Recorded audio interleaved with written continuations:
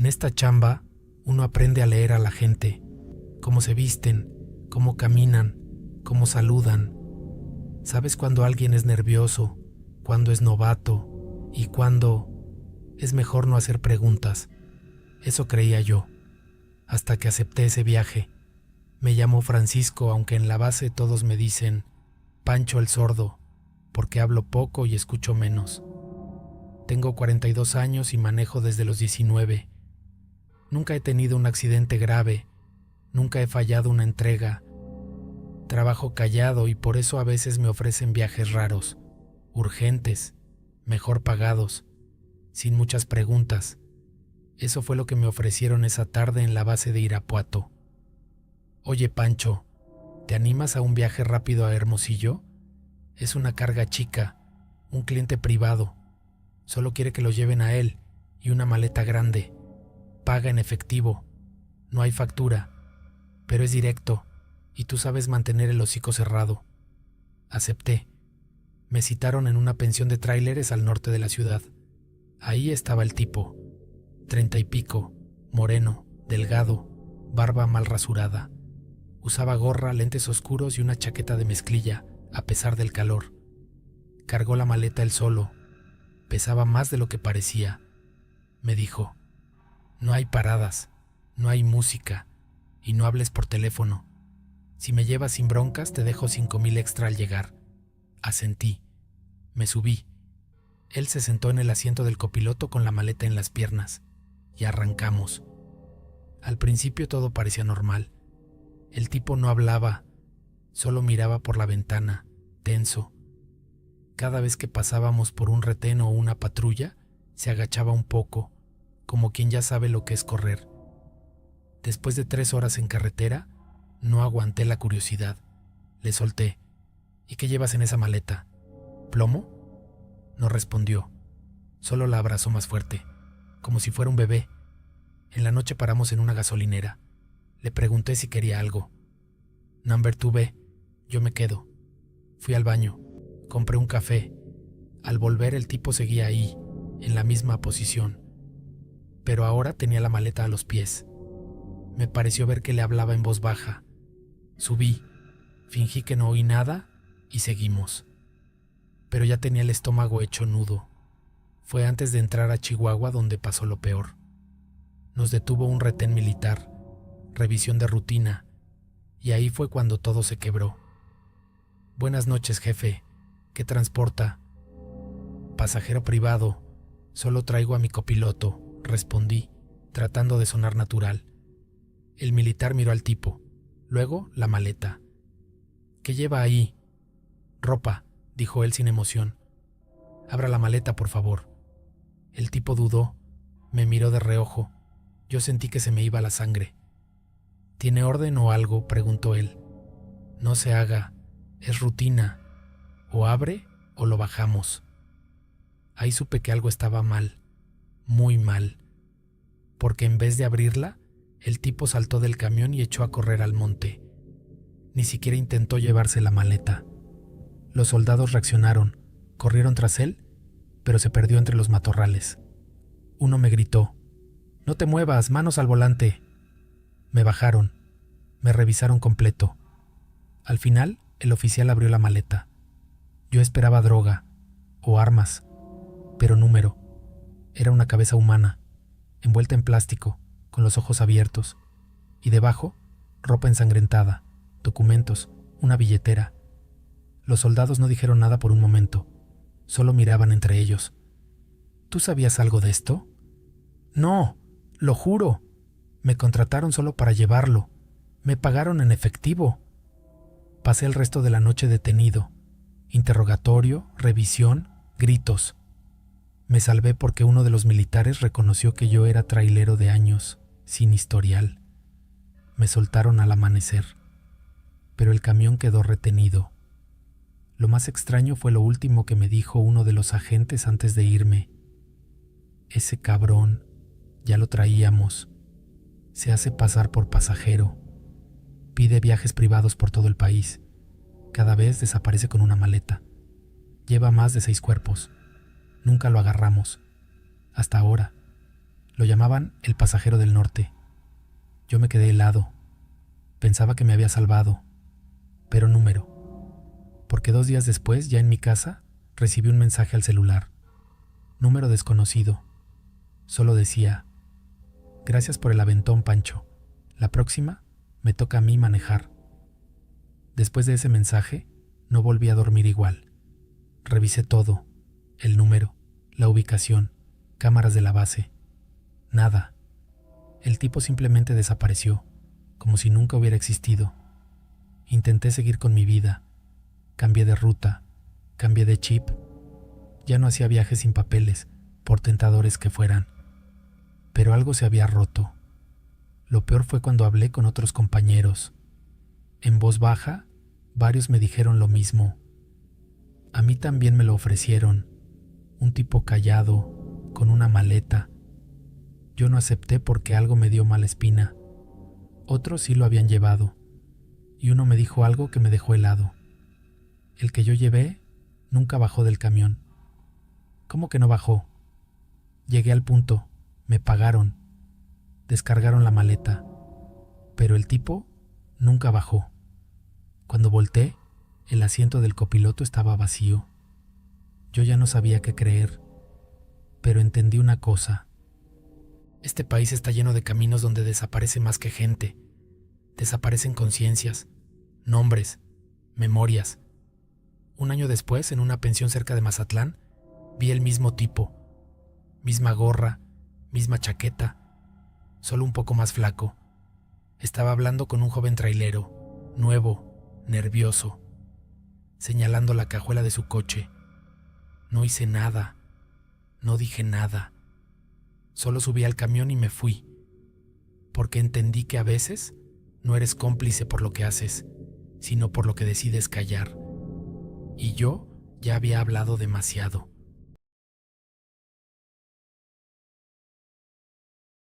Me llamo Ezequiel. Llevo 15 años de camionero, pero esta historia no me pasó al principio. Me pasó ya viejo, ya con el colmillo torcido. Todo empezó cuando mi hermano menor, Julián, desapareció. Él también era trailero.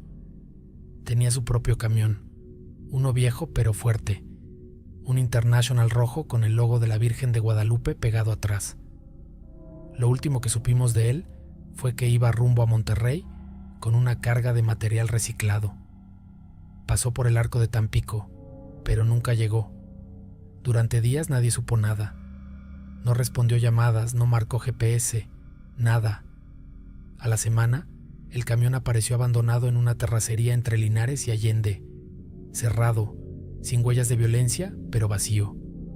De Julián, ni rastro. La policía hizo lo de siempre: tomar nota, dar excusas y dejarlo en persona no localizada. Nosotros, su familia, nos quedamos en la incertidumbre. Mi madre se enfermó del susto. Mi viejo se quedó mudo de rabia. Y entonces, una semana después, me llamaron de la empresa de Julián. ¿Eres Ezequiel, el hermano? Sí, ¿por? El patrón quiere que vengas. El camión de tu hermano volvió a la base. Estaba estacionado afuera esta mañana, con las llaves puestas. Fui, temblando. No lo podía creer.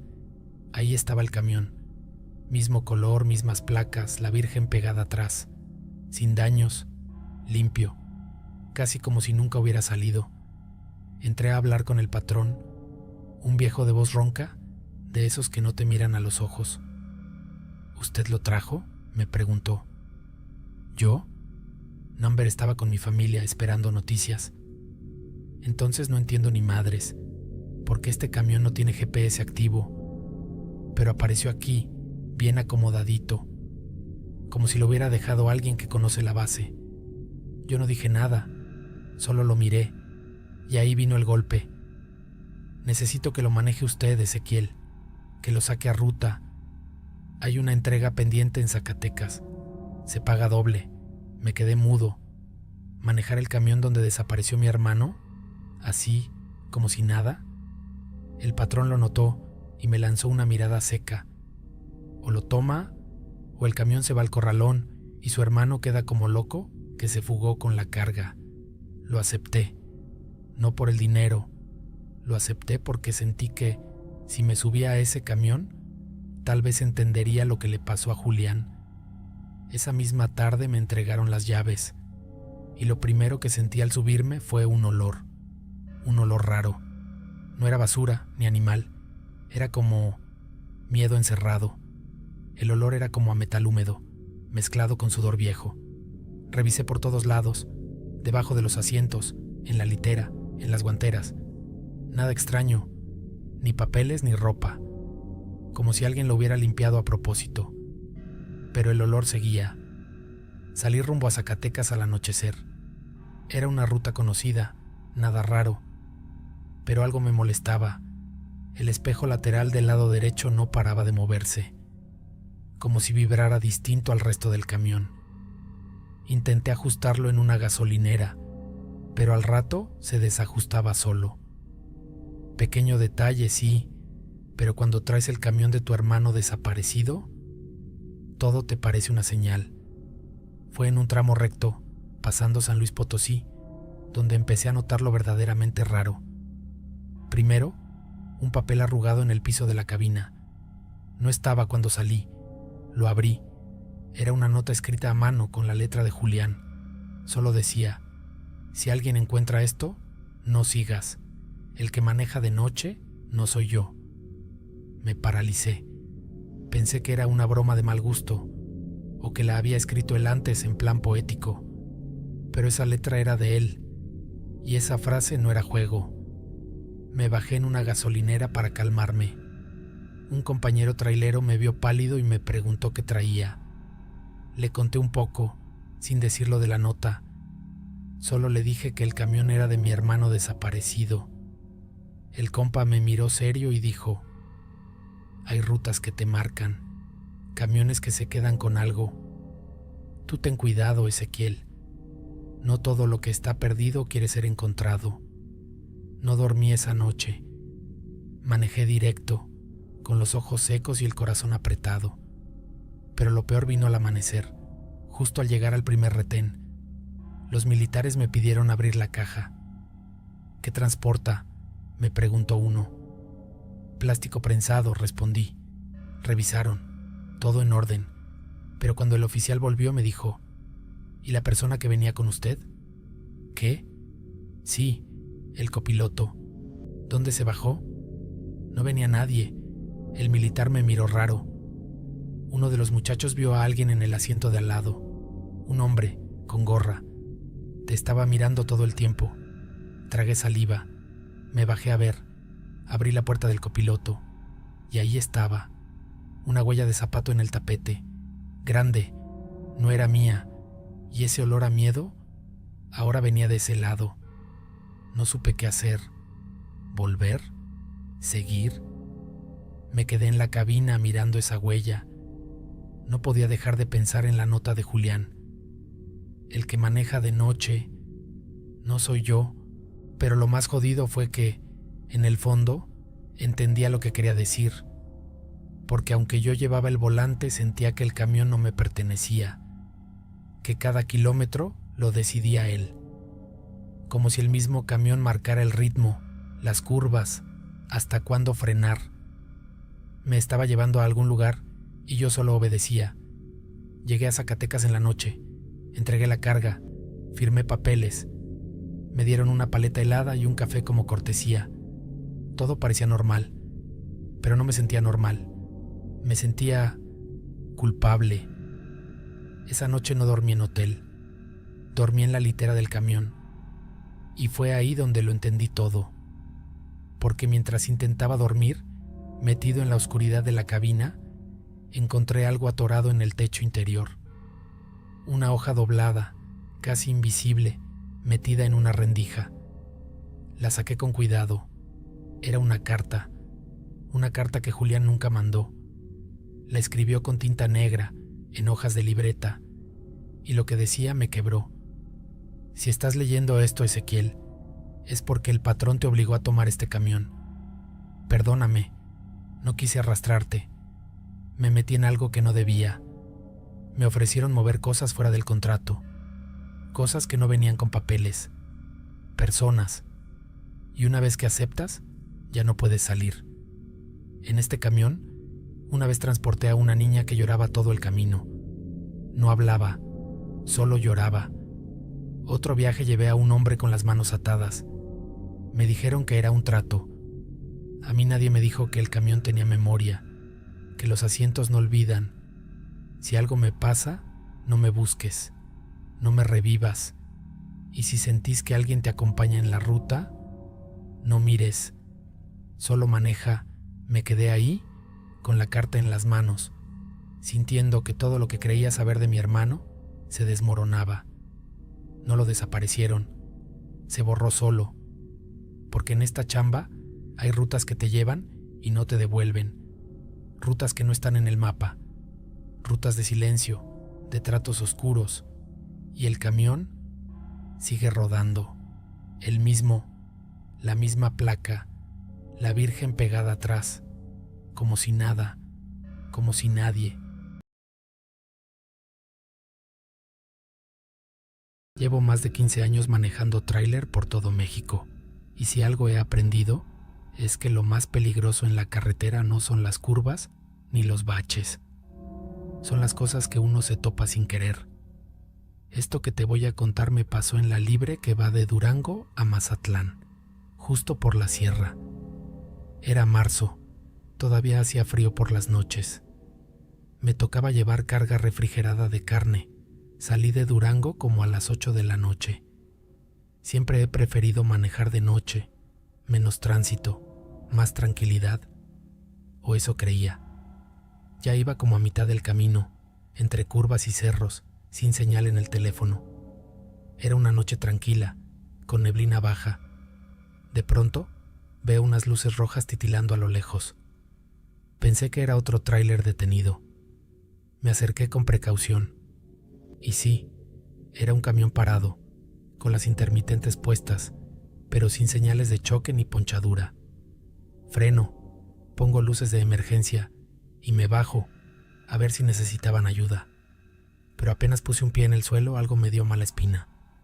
Todo estaba en silencio, más de lo normal. Caminé hacia la cabina. La puerta del conductor estaba entreabierta. Toqué. Nada. Subí despacio. No había nadie, ni conductor ni copiloto. Las llaves estaban puestas, el motor apagado. Hasta el café en el termo seguía caliente.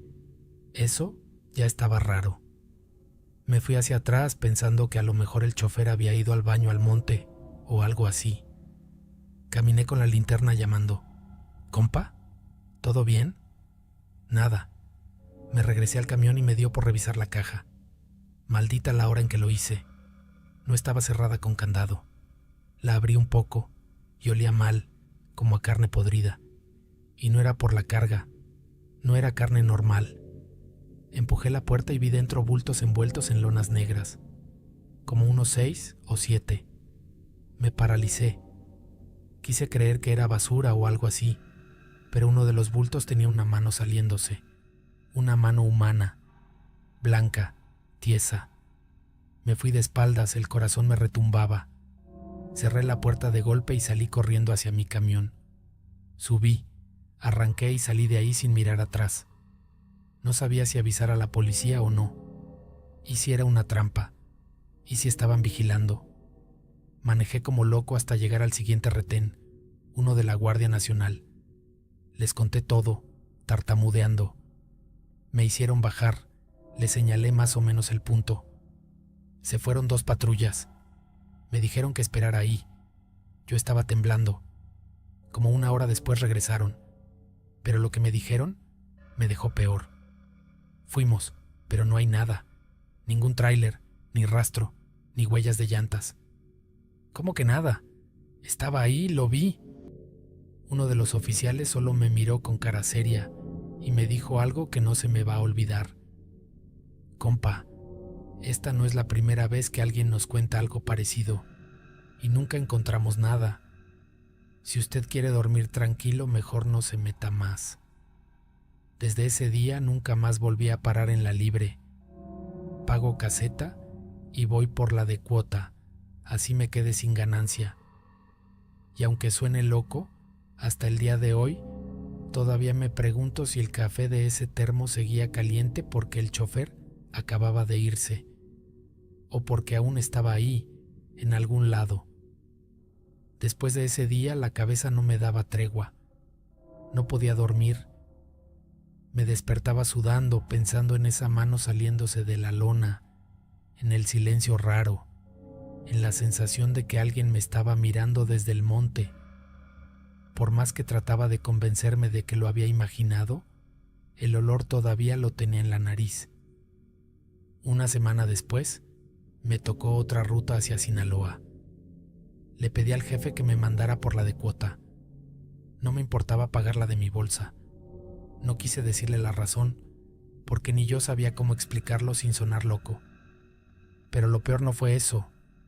Lo peor fue que a los pocos días me escribió un compa que también maneja esa ruta. Me preguntó si me había pasado algo raro en la libre. Le dije que por qué lo preguntaba, y me manda una foto. Era un tráiler igualito al que vi. Mismo color, misma caja, hasta la calcomanía del parabrisas. Estaba abandonado en una brecha, a unos 20 kilómetros del lugar donde lo vi. Lo había encontrado la guardia, pero no dijeron nada en noticias. No hubo reporte de cuerpos, ni de detenidos, ni nada. El tráiler estaba vacío, sin carga, sin huellas, como si lo hubieran dejado ahí para que lo encontraran, o para mandar un mensaje. Ese mismo compa me dijo en voz baja, en un paradero, que por esa zona hay grupos que usan tráileres como pantallas, que a veces los dejan a propósito, con cosas adentro, para ver quién se mete, que si alguien curioso se acerca demasiado o hace preguntas, desaparece, así nomás, sin dejar rastro, como el conductor de ese camión. Y ahí fue cuando me cayó el 20. Tal vez no desapareció por algo paranormal, sino porque vio o supo algo que no debía, y yo estuve a 2 pasos de ser el siguiente. Después de eso, dejé de hacer rutas por esa zona. Cambié a otra empresa, más chica, más local, pero con rutas menos pesadas. A veces gano menos, pero duermo mejor. A veces me preguntan por qué no acepto viajes al norte, o por qué le tengo miedo a la libre, y yo solo digo, porque un día vi algo que no debía, y aún estoy vivo de milagro. No sé qué era exactamente ese tráiler, ni qué había pasado con el chofer, pero sé que ese lugar no estaba abandonado. Sé que alguien me vio, que alguien me dejó ir, y lo que más miedo me da no es lo que vi, es lo que no vi, y lo que pudo haber pasado si me quedaba un minuto más.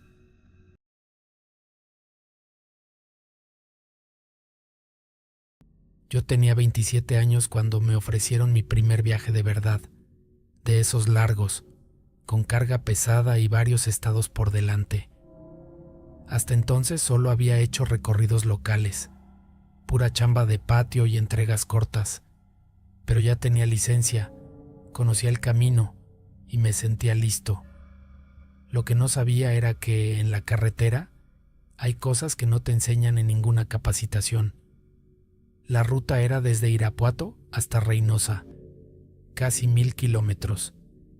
Iba a manejar un camión 3 toneladas con una lona gruesa cubriendo la caja. Nada especial. La carga, según el encargado, eran piezas de maquinaria agrícola. Me pagaban bien. No pregunté más. Solo asegúrate de no abrir la lona, me dijo el tipo al entregarme el camión. No es tu problema lo que va dentro. Solo entrégalo sellado, ¿sí? Me lo dijo con una seriedad que me hizo ruido, pero como era mi primera gran ruta y no quería quedar mal, asentí. Salí como a las 3 de la mañana. Me gustaba arrancar de madrugada cuando el mundo apenas despierta y hay menos tráfico. Todo iba bien. Avancé sin contratiempos por San Luis. Paré en Matehuala a echar gasolina y seguir. Nada fuera de lo común, salvo un detalle tonto. Cuando frenaba en seco o tomaba curvas cerradas, algo en la caja se deslizaba. No sonaba como piezas metálicas, Sonaba como algo pesado, blando. Pensé que tal vez estaba mal amarrado. Incluso me bajé una vez para revisar los amarres externos, pero la lona estaba tensa, bien anclada. No tenía por qué abrirla, así que no lo hice.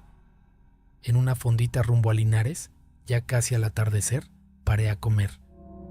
Era un lugar sencillo, de lámina, con comida casera y un señor viejo viendo novelas en una tele vieja. Me senté, pedí un plato de enchiladas y el dueño salió a echarle ojo a mi camión. No me molestó, lo hacen seguido, pero cuando regresó, se me quedó viendo raro. ¿Vienes de Irapuato, joven? Sí, ¿por? ¿Y sabes lo que traes? Me reí. Ni idea, solo me pagan por manejar. El viejo no se rió. Ese camión ya lo vi antes. ¿Cómo? Igualito, misma lona, mismos sellos. Pero hace un mes, y el chofer nunca regresó. Me quedé congelado. Lo miré, esperando que dijera que era broma. Pero el señor solo me limpió la mesa y se fue a la cocina. No pude terminar de comer. Subí al camión con la comida revuelta en el estómago. No por la salsa, sino por lo que me dijo el viejo. Lo intenté ignorar. Pensé, seguro confunde los camiones, todos se parecen. Pero mientras avanzaba por la sierra rumbo a General Bravo, no podía quitarme esa frase de la cabeza. Ese camión ya lo vi antes, y el chofer nunca regresó. Ya era noche cerrada cuando pasé el entronque a China. Esa parte de la carretera es solitaria, oscura. No hay señal de teléfono y los radios no sirven mucho. Solo se escucha el motor, el zumbido del viento y tus propios pensamientos. Ahí fue cuando lo escuché. Un golpe seco pero fuerte contra el panel de la caja, como si alguien desde adentro hubiera pateado la pared. Frené instintivamente, salí con la linterna, pero no vi nada. Rodeé el camión completo, la lona intacta, sin roturas, sellos en su lugar. Me subí otra vez y apenas puse primera, otro golpe, más fuerte. Esta vez juraría que fue como una patada, y luego algo que raspaba por dentro, como uñas o como una hebilla de cinturón. El corazón me latía a 1000. Tranquilo, me dije. Seguramente es una parte suelta, algo que se movió con el freno. Seguí manejando, pero ya no escuchaba música. Ya no pensaba en la paga, solo en terminar ese maldito viaje. Media hora después, empecé a ver luces en el retrovisor. Un coche pequeño que venía detrás de mí con las altas puestas. Se me acercaba mucho, como si quisiera que me hiciera a un lado. Lo dejé pasar. Era un Tsuru blanco, muy viejo, sin placas. Pasó despacio, y mientras me rebasaba, vi que el copiloto sacó la cabeza y apuntó a la lona. Me hizo una señal rara con las manos, como si intentara decirme que me detuviera. Yo lo ignoré.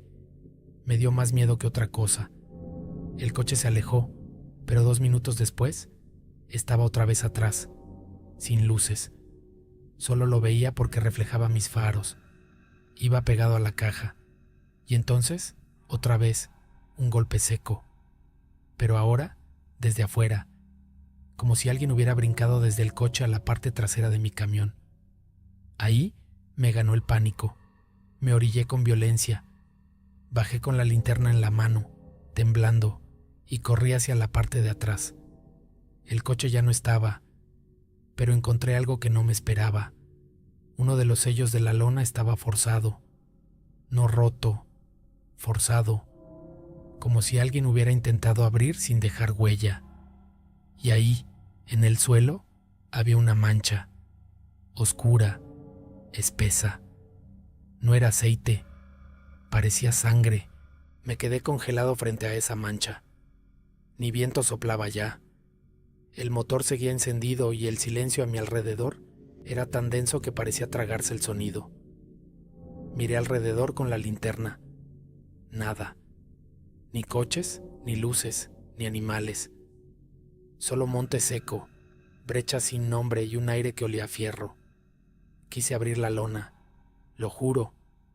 Tenía las manos en el nudo del amarre, pero me acordé del tipo que me entregó el camión.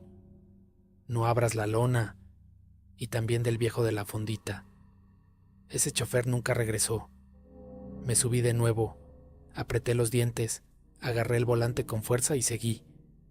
Ya no era miedo lo que sentía, era angustia, culpa, tal vez, o esa certeza silenciosa de que ya no había vuelta atrás. Casi al amanecer llegué a Reynosa. La ciudad empezaba a moverse, pero en el ambiente había esa sensación rara de zona caliente. Poca gente en la calle, patrullas dando vueltas, miradas esquivas. El punto de entrega estaba en una bodega industrial medio escondida, sin letreros. Solo un portón negro y una cámara que giraba con mi movimiento. Toqué el claxon 2 veces, como me indicaron. Se abrió una rendija y salió un tipo flaco, con chaleco táctico sin insignias. No policía, no militar. De esos que no sabes si están armados o solo te están midiendo. Me hizo una señal para entrar. Estaciona de reversa junto al muelle 2, dijo sin saludar. Lo hice. Ni bien apagué el motor, salieron 3 tipos más. Uno subió a la caja por una escalera y los otros 2 rodearon el camión. Revisaron los sellos sin decir nada. El que los comandaba me hizo seña de que bajara. Tu parte está hecha. Vete, me dijo. ¿Y el pago? Me miró como si no debía haber preguntado. Caminó hacia una oficina improvisada. Volvió con un sobre y me lo arrojó al pecho. No preguntes más, chofer. Y si alguien te pregunta qué traías, di que ni viste ni oíste. Si dices otra cosa, no vas a tener otra entrega. Me fui. No esperé a que descargaran. No miré por los espejos. Solo agarré el sobre, me subí y manejé de regreso como un zombi. No paré ni a orinar hasta estar de vuelta en Irapuato. En el sobre venía más dinero del acordado. Mucho más. No me hizo feliz. Me hizo sentir sucio. Cuando llegué a la base, el encargado solo me preguntó: ¿todo bien? Yo asentí con los ojos secos. Le entregué las llaves y salí caminando. No volví a tocar un camión en semanas. No podía dormir. Cada vez que escuchaba un golpe seco, aunque fuera una puerta de casa, se me helaba la sangre. Hasta hoy no sé qué iba en esa lona. Tampoco quiero saber. Lo único que sé es que no me contrataron por ser buen conductor. Me contrataron porque no hacía preguntas, porque tenía cara de tonto obediente, porque era nuevo. Esa fue la primera y última vez que acepté una carga sin saber qué llevaba. Y cada vez que paso por una fondita y veo un camión con lona estacionado solo, me pregunto si el que va ahí adentro también se quedó con la duda.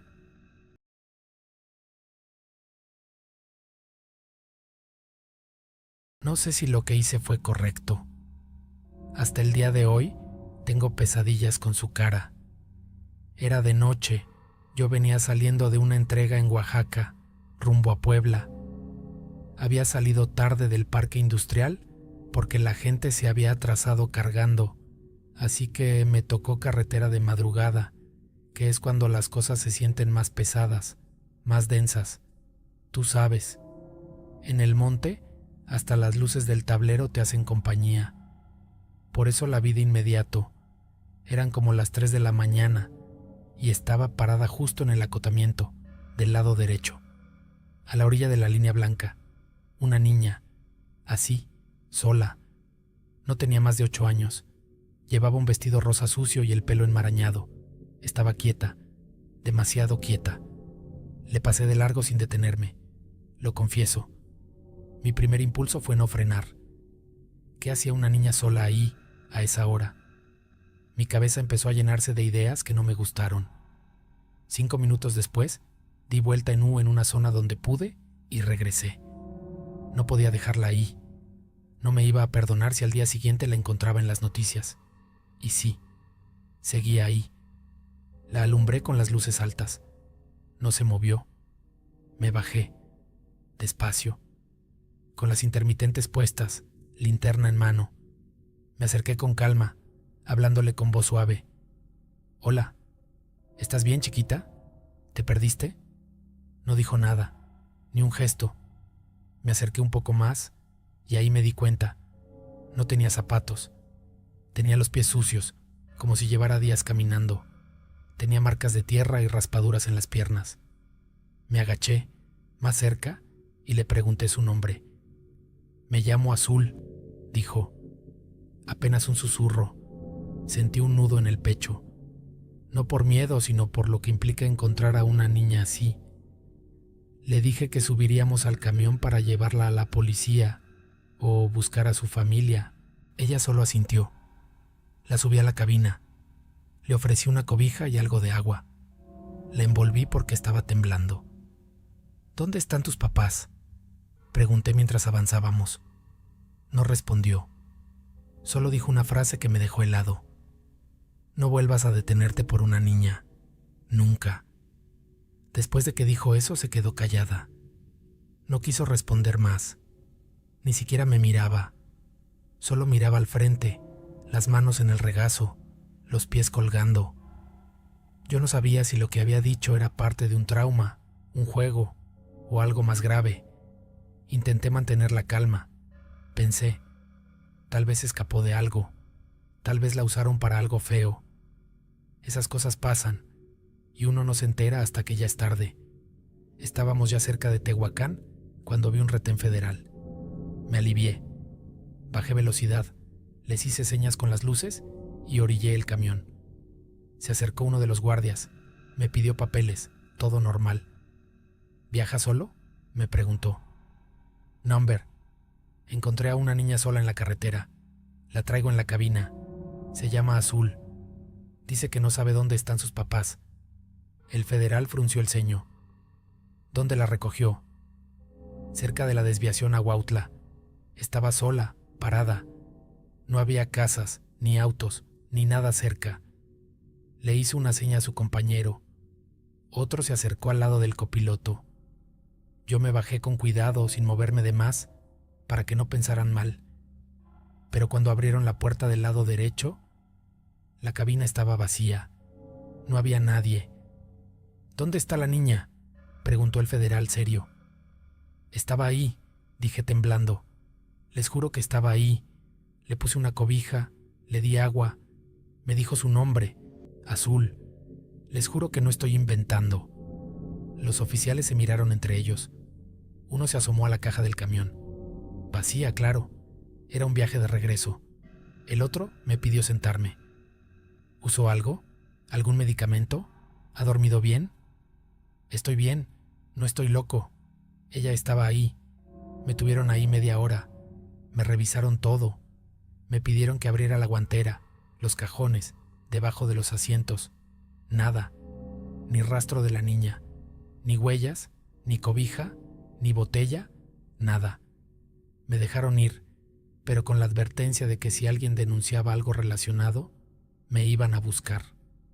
Arranqué otra vez, ya no tranquilo, ya no pensando en el trabajo. Iba a 80 por miedo, viendo los espejos a cada rato. Y entonces, justo al entrar a Puebla, en el entronque con la Federal, la vi de nuevo. Ahí estaba, parada al lado de la carretera, igualita, mismo vestido sucio, mismos pies descalzos, y esta vez me estaba mirando directo. Mi primer instinto fue frenar, gritarle, decirle que subiera otra vez, pero no lo hice. Me quedé petrificado con las manos en el volante, mirando por el retrovisor. Ella no se movió, solo me observaba, esta vez con una expresión distinta. No parecía asustada, parecía enojada, como si supiera que la dejé, como si esperara algo más de mí. Seguí manejando, lento, con el estómago hecho nudo. Unos kilómetros después me orillé, me bajé a respirar, marqué al 911, les conté todo, la niña sola, el retén, el desaparecido, que ahora estaba en otra parte. Me dijeron que iban a enviar una patrulla, que esperara, y lo hice. Una hora después llegó una unidad municipal. Les conté todo de nuevo. Me pidieron que los llevara al punto exacto. Regresamos al entronque. Ya no estaba. Los policías se miraron entre ellos, como si ya supieran algo. Esto ya lo hemos oído antes, dijo uno. No es la primera vez que reportan a una niña sola aquí, siempre en la madrugada, siempre con vestido rosa. ¿Y han encontrado algo? Una vez, hace 2 años, una niña de 8 desapareció por esta zona. Venía con su familia en una combi. Hubo una discusión con el padrastro. Se bajó del vehículo enojada, según dijeron. Nunca apareció. El padrastro desapareció a la semana y nadie volvió a hablar del caso. Tragué saliva. ¿Y creen que sea la misma? El policía me miró serio. No lo sé, pero si vuelves a verla, no te detengas. Me fui. Esa fue mi última entrega por esa zona. Pero lo peor vino después. Unos días después, en el patio de carga donde suelo trabajar, un colega me llamó para enseñarme algo. Una noticia.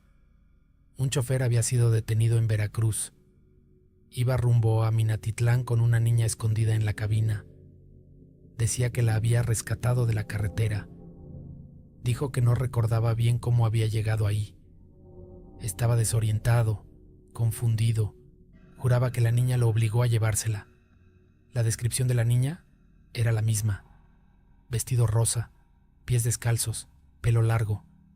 Pero esta vez había pruebas, cámaras, huellas.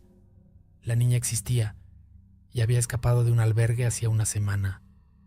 Nadie sabía cómo llegó tan lejos sola. Y ahí me cayó el 20. Esa niña no era un fantasma, no era una alucinación, era real. Solo que no siempre quería ayuda, no siempre buscaba salvación. A veces solo buscaba a alguien a quien arrastrar con ella, a alguien que, como yo, tuviera buenas intenciones y miedo. Desde entonces, si veo algo raro en la carretera, no me detengo. Ni por niños, ni por adultos, ni por nadie.